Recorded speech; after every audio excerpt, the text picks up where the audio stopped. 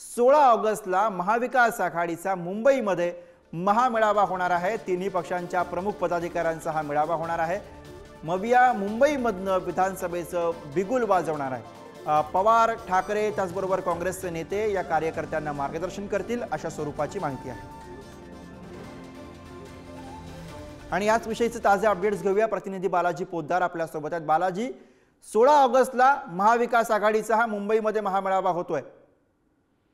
नक्कीच आता विधानसभा निवडणुका अवघ्या काही महिन्यावर आल्या असताना महाविकास आघाडीने तयारी सुरू केली। महाविकास आघाडी मधला संवाद चांगला राहावा जिल्ह्यात तालुक्यामध्ये, यासाठी या सगळ्या पदाधिकाऱ्यांचे एकत्र मेळावा आयोजन करण्यात आलेला आहे।